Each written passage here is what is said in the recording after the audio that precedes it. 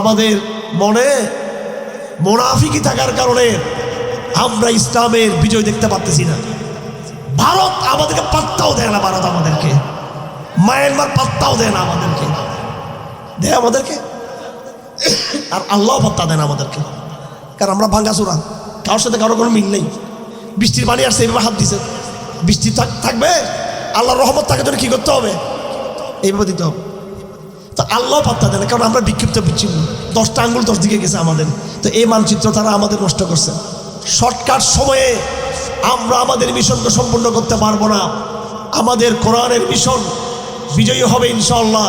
তার জন্য আমাদেরকে দীর্ঘ সময় কাজ করতে হবে।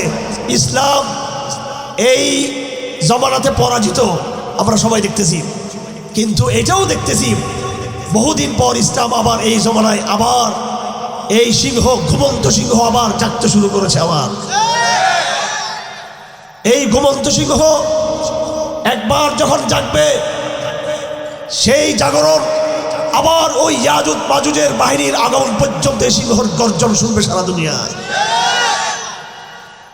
এবং আল্লাহর হুকুমে যেদিন হদিস ইসলামের আগমনের পরে, ইয়াজুজ মাজুজের ধ্বংসের পরে আল্লাহ পাক প্রাকৃতিক সিস্টেমে মুসলমানদেরকে একটা রূপ দিবেন, দুনিয়া থেকে মুসলমানদেরকে আল্লাহ পাক নিয়ে যাবেন। সেই পর্যন্ত ইসলামের বিজয় অব্যাহত থাকবে। আল্লাহ পাক মুসলমানদেরকে কোরআন দিয়েছেন।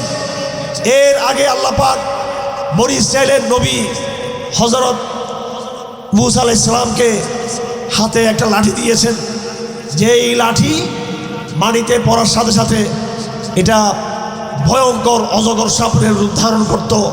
আমার কোরআন মূসার হাতের লাঠির চেয়েও শক্তিশালী।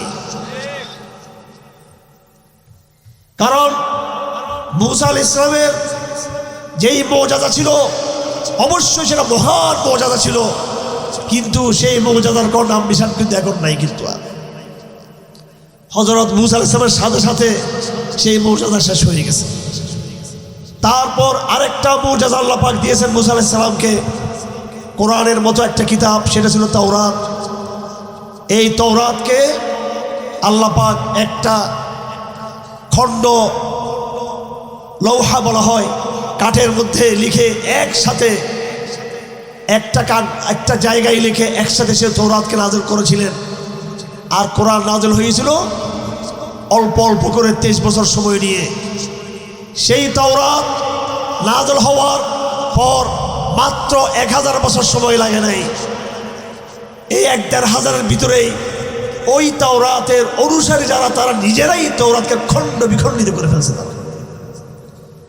আর আমাদের কোরআন আলিফ লাম থেকে শুরু করে আন-নাস পর্যন্ত যেইভাবে নাযিল হয়েছিল, আজ 1000 বছর পরও সেরকম আছে, আগামীতেও সেরকম থাকবে।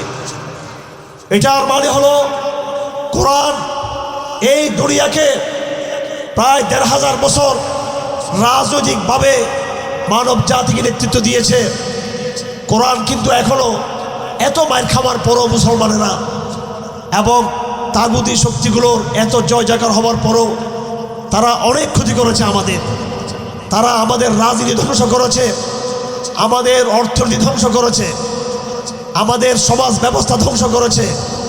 বর্তমানে মুসলমানরা স্কুল কলেজ বিশ্ববিদ্যালয়ে যেই শিক্ষা তারা ধারণ করে, সেটা কিন্তু ইসলামের শিক্ষা না, সেটা তাগুতের শিক্ষা।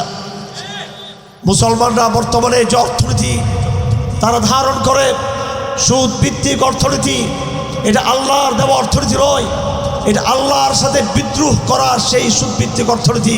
মুসলমানরাই কিন্তু সেটা করতেছে। তারা আমাদের অর্থনীতিকেও ধ্বংস করে দিয়েছে।